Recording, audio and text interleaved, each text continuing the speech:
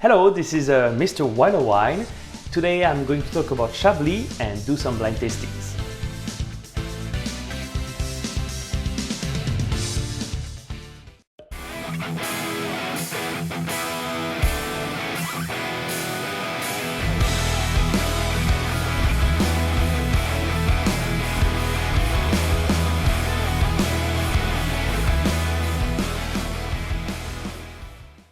So, what is Chablis?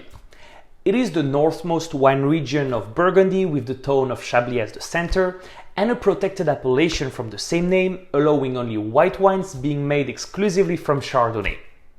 I mean protected appellation, at least in the European Union, because even if it became less common, you can still find some Chablis produced in other countries. They are not allowed in Europe, of course, but sold on local markets, like the Californian Chablis. It was a marketing practice used by many producers before the regulations of 1980 to make their wines sound more sophisticated. Then, what makes Chablis so unique? It is a very lean and refreshing wine, and with its white flowers, citrus, and a lot of mineral aromas, it is one of the lightest styles of Chardonnay. In fact, unlike the other Chardonnays from Burgundy, 95% of the Chablis are unoaked. They get most of their flavors and aromas from the soil and from the ripeness of the grapes, which is sometimes very hard to reach without a good sun exposure because Chablis is a cool region. So for this type of wine, the place where it grows has a very important part in the result and of course the price. There is 4 appellations in the region of Chablis. You have Petit Chablis, with variable landscapes and not the best sun exposure. It is generally higher in acidity, not good for aging, and obviously the cheapest with an average of $15 a bottle. Then, as we get closer in towards the village of Chablis, with a better chalky soil and sun exposure, we have the appellation Chablis, which offer, I would say, more exaggerated mineral notes.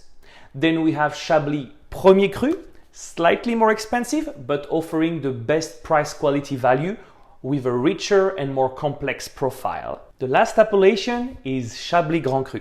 They are great for aging, but usually sold over $80 a bottle. Taste-wise, they have intense fruits and mineral aromas and vary widely depending on where they grow and the producer, which can sometimes opt for an oak aging. There are 7 climats in Chablis Grand Cru. You have Bougros, Les Preuses, Grenouille, Vaudésir, Valmure, Les Blanchots, and Les Clos, which is often considered as the best because of its sun exposure. So I actually have 4 bottles of Chablis today. Unfortunately, I was not able to find the same producer for all of them, but at least I got one of each appellation. I'm going to blind taste them and give you my opinion, so stay tuned. Hello, so I'm gonna pour the blind tastings. First, number 1, we got the Petit Chablis Si Petit 2018. It is from La Chablisienne. They produce some pretty good wines at a pretty fair price. Then the second one, we got the Chablis Les Grands Terroirs from Samuel Billaud. It is not a really known producer, but it's a pretty great wine.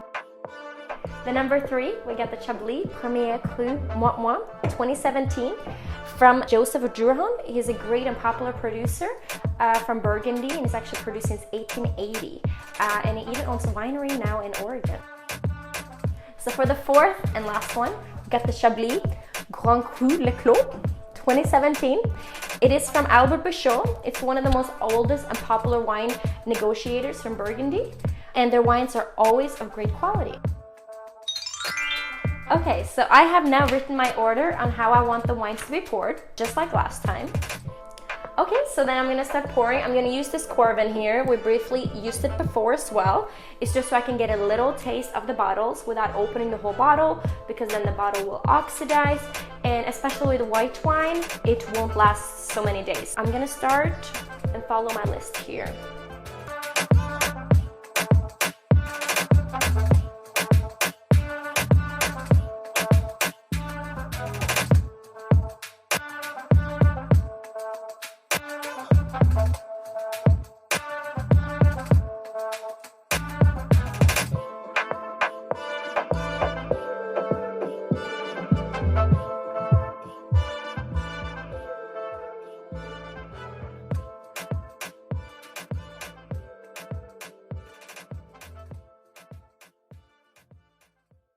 Alright, so I'm going to blind test these wines and tell you what I think about it.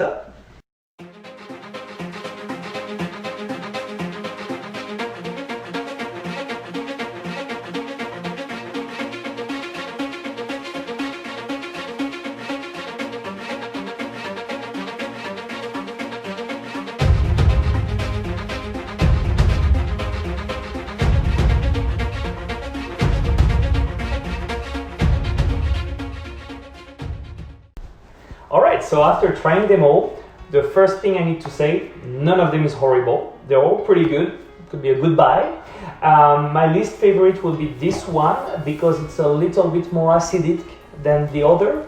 It still has a nice minerality and it has some green apple notes, some lemon zest, kind of citrus also. Then I would say this one, which is also a little bit acidic as well. It has like a hint of green apple, pear, but overall you really get like this grapefruit, which makes it like a little bit bitter on the back and like pretty acidic. Then I would go for this one, which was pretty interesting.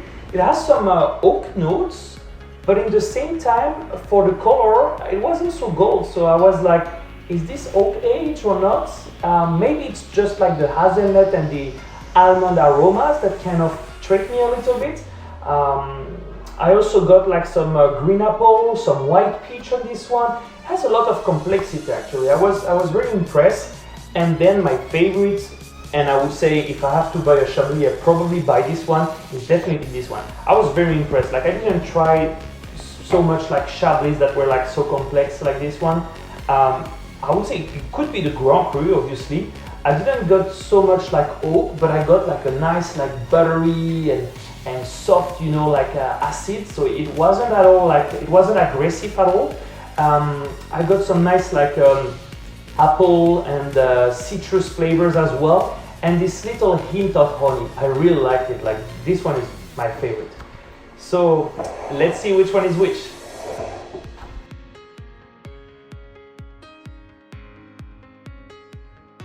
Okay, such an interesting result. I'm not so surprised with this one, La Chablisienne. This is what I expect from Petit Chablis, and it's actually pretty good because you still have a nice minerality.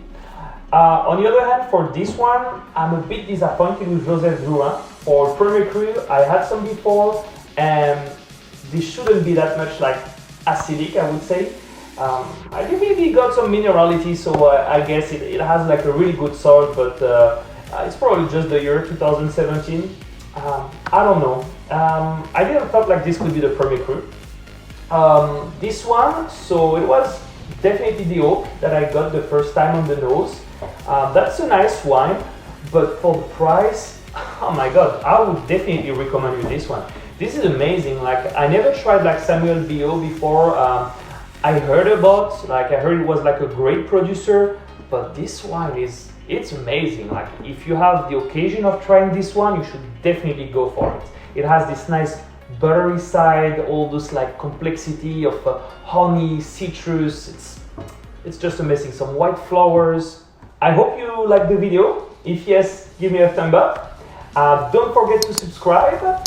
And if you have any questions, if you would like me to speak about another type of wine in another video, just let me know in the comments. I also got a Facebook page, so you're more welcome than like it as well. And thank you very much for watching. Santé!